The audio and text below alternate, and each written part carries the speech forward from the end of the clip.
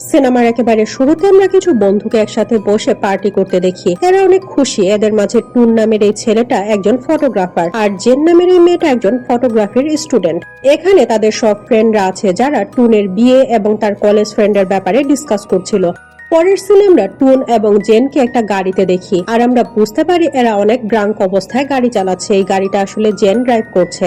এমন সময় গাড়ি চালাতে চালাতে জেন ভুল করে একটা মেয়ের উপরে গাড়ি তুলে দেয় আর সেই মেয়েটা ইনজিওর্ড অবস্থায় রাস্তায় পড়ে থাকে। এখন জেন সেই মেয়েটাকে হেল্প করার জন্য বাইরে আসতে চায়, কিন্তু টুন এতটাই ভয় পেয়েছে যে সে জেনকে গাড়ি থেকে বাইরে যেতে দেয় না। টুনের কাছে মনে হচ্ছিল হয়তো এরা কোনো বড় বিপদে পড়বে, তাই এখন এরা দুজন সেই মেয়েটাকে এরকম আহত অবস্থায় রেখে সেখান থেকে পালিয়ে যায়। আমরা দেখি এরা দুজন এই অ্যাক্সিডেন্টটা নিয়ে অনেক বেশি চিন্তিত। এখানে আরেকটা অবাক করার বিষয় হলো কোনো হসপিটাল বা কোনো পুলিশ স্টেশনে এই অ্যাক্সিডেন্টের ব্যাপারে কোনো রিপোর্ট করা হয়নি। পরের সিনে আমরা দেখি টুন একটা ফাংশনে ছবি তুলছে। যখন সেই ছবিগুলো দেখে তখন সে ছবিতে একটা অদ্ভুত ধরনের সাদা রঙের ছায়া এবং একটা মেয়ের অবয়ব দেখতে পায়। আর এই ব্যাপারটা কনফার্ম করার জন্য সে অরিজিনাল এবং নেগেটিভ দুটাই মিলিয়ে দেখে।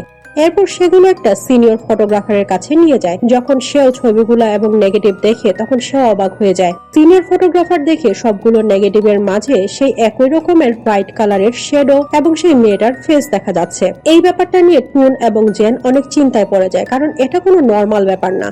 একদিন জেন যখন তার বাসায় একা ছিল তখন সে বাসার ভেতরে কারো প্রেজেন্স ফিল করে। জেন ছবি ডেভেলপ করার ঘরের ভেতরে একজন মেয়েকে দেখতে পায় আর এই মেয়েটা ধীরে ধীরে ওয়াশ বেসিন থেকে বাইরে আসছে। এটা দেখে জেন প্রচন্ড ভয় পায়, কিন্তু তখন জেনের জ্ঞান ফিরে আসে। এছাড়াও টুন জেনের ঘরে একটা মেয়েকে দেখতে পায়, কিন্তু এই মেয়েটা আসলে জেন নয়, বরং এটা কোনো একটা মেয়ের ঘোষ।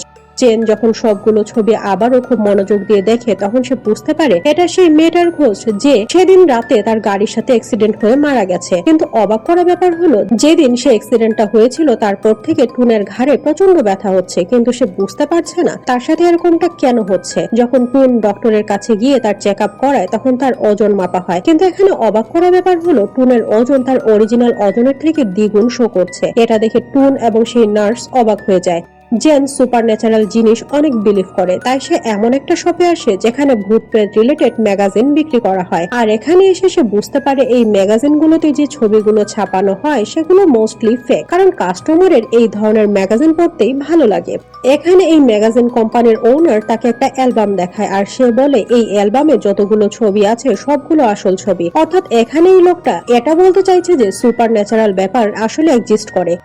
জেনকে বলে এই স্টোনগুলো কোনো বিশেষ কারণে এই ছবিতে অ্যাপিয়ার হয়েছে আর চিরদিনের জন্য এখানে ক্যাপচার হয়ে গেছে। এই ছবিগুলোর মাঝে থাকা চেঞ্জেস গুলো জেনের ছবির সাথে ম্যাচ হয়। এখন এই লোকটা এই ছবিগুলোর আসল হওয়ার আরেকটা কারণ বলে। আসলে এই ছবিগুলো একটা বিশেষ ধরনের ক্যামেরা দিয়ে তোলা হয়েছে আর এটা এমন একটা ক্যামেরা যেটা ছবি কখনোই এডিট করা যায় না।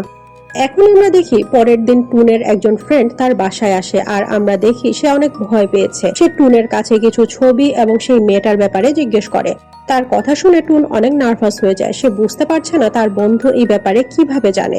অন্যদিকে জেন এই ছবিগুলো খুব ভালো করে অবজার্ভ করে। এরপরে সে সেই কলেজে যায় যেখানে টুন পড়তো। এরপর সে লেবে গিয়ে একটা ক্যামেরা তুলে ছবি তুলতে শুরু করে। যখন সে এই ছবিটার দিকে তাকায় তখন অবাক হয়ে দেখে এই ছবিতে সেই মেয়েটার আত্মা দেখা যাচ্ছে যাকে সে কিছুদিন আগে গাড়ি ধাক্কা দিয়ে মেরে ফেলেছিল। আর এটা দেখে জেন অনেক ভয় পেয়ে যায়। এখন সেই লেবের ভেতরে কারো উপস্থিতি ফিল করে আর সে সেখান থেকে ছুটতে শুরু করে। এমন সময় একটা ছবির ফ্রেম দেয়াল থেকে নিচে পড়ে যায়। যখন সেই ছবিটার কাছে গিয়ে চেক করে তখন দেখতে পায় এটা একটা মেয়ের ছবি। এখন জেন এই মেয়েটার ব্যাপারে জানার জন্য কলেজের গ্রুপ ফটো দেখতে শুরু করে। এই ছবিগুলোর মাঝে সে এমন একটা ছবি দেখতে পায় যেখানে টুন সেই মেয়েটার সাথে দাঁড়িয়ে আছে। এখন জেন এই ছবিটা তার নিজের কাছে রেখে দেয়। রাতে জেন কলেজের অ্যালবাম থেকে পাওয়া সেই ছবিটা টুনকে দেখায়। এরপরে তাকে এই মেয়েটার ব্যাপারে জিজ্ঞেস করে। টুন জেনকে সব কথা জানায়। সে বলে এই মেয়েটার নাম হলো নেট্রে আর সে টুনের ক্লাসমেট ছিল। এরা একজন আরেকজনের সাথে থেকে ধীরে ধীরে একজন আরেকজনের প্রেমে পড়ে যায়, কিন্তু একদিন হঠাৎ করে টুন এই রিলেশন শেষ করে দেয়, যে জন্য নেট্রে অনেক কষ্ট পায়। তাই সে তার হাতের ভেন কেটে টুনকে ব্ল্যাকমেইল করে বলে যদি টুন তাকে ছেড়ে দেয় তাহলে সে নিজেকে শেষ করে দিবে। টুন আরো বলে যে সে এসব কথাগুলো তার ফ্রেন্ডের সাথে শেয়ার করেছিল। তখন তার ফ্রেন্ড তাকে বলে আমি প্রমিস করছি নেট্রে এরকম কোনো কিছুই করবে না। সে তাকে বোঝাবে। আর এরপর থেকে নেট্রে আর কোনোদিন কলেজে আসেনি। আর না টুন তার ব্যাপারে কোনো খোঁজ পেয়েছে। টুন তার ব্যাপারে একেবারেই কিছু জানে না। এখন জেন টুনকে জিজ্ঞেস করে, আসলে তোমাদের মাঝে এমন কি হয়েছিল যে নেট্রের ঘোস্ট আমাদের হন্ট করছে? সে কেন আমাদের পিছু ছাড়ছে না? এখন আমরা দেখি টুন তার এক বন্ধুর বাসায় আসে, কিন্তু এই বাসাটার অবস্থা দেখে টুন অনেক অবাক হয়ে যায়। সম্পূর্ণ বাসা এলোমেলো হয়ে আছে। এখন টুন হঠাৎ করে লক্ষ্য করে তার সেই বন্ধু বারান্দা থেকে লাফিয়ে নিজেকে শেষ করে দেওয়ার চেষ্টা করছে, আর দেখতে দেখতে সে বারান্দা থেকে লাফ দিয়ে দেয়। পরের সিনে আমরা দেখি টুনের সেই ফ্রেন্ডের ওয়াইফ টুনের সাথে দেখা করতে আসে, আর সে টুনকে জিজ্ঞেস করে, তোমাদের বন্ধুদের ভেতরে এমন কি হয়েছে বা তোমরা এমন কি করেছো যে সবাই একে একে বিল্ডিং থেকে লাফিয়ে পড়ে নিজেদের শেষ করে দিচ্ছ? এখন টুন রিয়েলাইজ করে তার সব বন্ধুরা একে একে বিল্ডিং থেকে লাফিয়ে নিজেদের শেষ করে দিয়েছে, আর এটা শুনে টুন অনেক ভয় পেয়ে যায়। এখন টুন বুঝতে পারে এরপরে তাকেও তার বন্ধুদের মতো শেষ হয়ে যেতে হবে। আমরা দেখি টুন এবং জেন নেট্রের বাসায় আসে আর তার মায়ের সাথে দেখা করে। এখানে তারা দুজন নেট্রের ঘরের ভেতরে আসে আর তার বিছানায় নেট্রের স্কেলিটন দেখতে পায়, অর্থাৎ নেট্রের মা এখনো তার ফিউনারেল করেনি। তার মা এরকমটা কেন করেছে সেটা যখন এরা জিজ্ঞেস করে, তখন নেট্রের মা বলে, আমার এখন এমন মনে হয় যেন আমার মেয়ে নেট্রে এখনো বাসার ভেতরেই আমার আশেপাশে আছে। নেট্রের মা এদের জানায় আসলে নেট্রে বিল্ডিং থেকে লাফিয়ে তার নিজের জীবন শেষ করে দিয়েছে। এখানে টুনের বন্ধুদের নিজেদের শেষ করার ধরন এবং নেট্রে নিজেকে শেষ করার ধরন একেবারে সিমিলার। এদের মাঝে কোনো না কোনো একটা কানেকশন আছে। নেট্রের মা এদের জানায়, আমি এখনো আমার মেয়ের ফিউনারাল এ কারণে করিনি কারণ আমি চাইনি আমার মেয়ে আমার কাছ থেকে দূরে যাক। সে ওকালেই আমার কাছ থেকে দূরে চলে গেছে, যেটা আমি মেনে নিতে পারছি না। এরা দুজন নেট্রের মাকে বোঝানোর অনেক চেষ্টা করে আর অনেক ইনসিস্ট করার পরে এখন নেট্রের মা তার ফিউনারাল করতে রাজি হয় আর ফাইনালি তার ফিউনারাল হয়েই যায়। এখন জেনের কাছে মনে হয় যে হয়তো সবকিছু নরমাল হয়ে যাবে। রাতে যখন টুন এবং জেন ঘুমিয়েছিল তখন হঠাৎ করে টুনের অস্বস্তি হতে শুরু করে, তাই সে জেগে ওঠে আর এখন সে তার বিছানার পাশে নেট্রের ঘোস্ট দেখতে পায়। এটা দেখে সে অনেক ভয় পেয়ে যায়, তাই সে ফ্ল্যাট থেকে বাইরে এসে সিঁড়ি দিয়ে নিচে নামতে শুরু করে। কিন্তু এখানে দেখে মনে হচ্ছিল যেন সে বারবার ঘুরে ফিরে একটা জায়গায় ফিরে আসছে, অর্থাৎ সে 4 নম্বর ফ্লোরেই ফিরে আসছে। এখানে এসে সে জেনকে দাঁড়িয়ে থাকতে দেখে। এরপরে সে তার হাতের কাটা ভেইন দেখিয়ে টুনকে জিজ্ঞেস করে, তোমাকে এত ভালোবাসার পরও তুমি কেমন করে আমাকে ছেড়ে দিলে? আর তখন হঠাৎ করে দেখতে দেখতে জেন নেট্রের ঘোস্টে ট্রান্সফর্ম হয়ে যায়।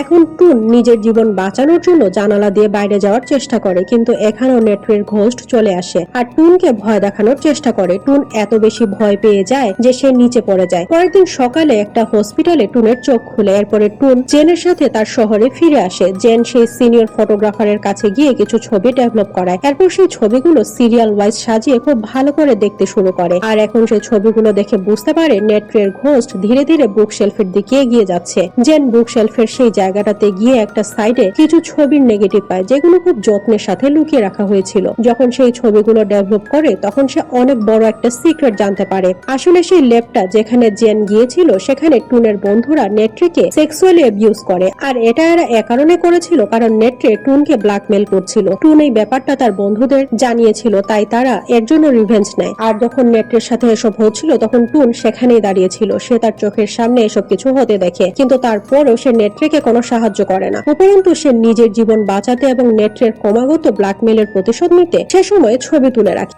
আর যে ছবিগুলোর নেগেটিভ জেন খুঁজে পেয়েছে এগুলো সেই সময়েরই ছবি। এর আগে আমরা টুনের যে বন্ধুকে দেখেছিলাম যে টুনের কাছে সেই মেয়ের এবং ছবিগুলোর কথা জিজ্ঞেস করেছিল, সেটা আসলে এই ছবিগুলোই। সেদিনের পরে নেট্রে নিজের জীবন শেষ করে দিয়েছিল, কিন্তু সে তার প্রতিশোধ নেওয়ার জন্য টুনের সব বন্ধুদের ভয় দেখাতে শুরু করে আর তারা একে একে নিজেদের শেষ করে দেয়। এটা জানার পরে জেন অনেক রেগে যায় আর সে টুনকে এ ব্যাপারে জিজ্ঞেস করে। এখন টুন এই ব্যাপারে জেনকে সব সত্যি কথা জানায়। সে বলে, এটা আমার জীবনের সব থেকে বড় ভুল। আমি সারা জীবন নিজেকে এই ভুলের জন্য ক্ষমা করতে পারবো না। আমার এজন্য অনেক রিগ্রেট হচ্ছে। কিন্তু জেন টুনের কোনো কথা না শুনে তাকে ছেড়ে সেখান থেকে চলে যায়।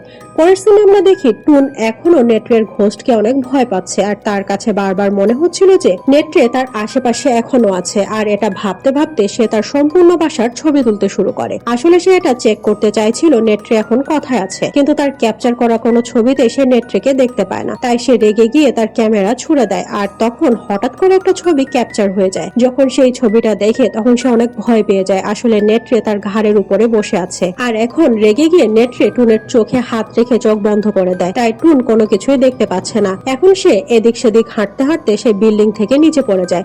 পরের সিনে আমরা টুনকে একটা হসপিটালে দেখি। সে অনেক এনজিও, তার সারা শরীরে ব্যান্ডেজ পেঁচানো রয়েছে। তাকে দেখে মনে হচ্ছে যেন সে নিজের উপরে সব আশা হারিয়ে ফেলেছে। এমন সময় জেন তার সাথে দেখা করতে আসে আর তার এরকম অবস্থা দেখে সে কান্না করতে শুরু করে। এরপরে তার সাথে দেখা করার জন্য ভেতরে আসে আর গ্লাস ডোরের রিফ্লেকশনে আমরা আবারও নেট্রের ঘোস্টকে দেখতে পাই। সে এখনো টুনের ঘাড়ের উপরেই বসে আছে। আর এটা দেখিয়েই এই সিনেমাটা এখানেই শেষ হয়ে যায়।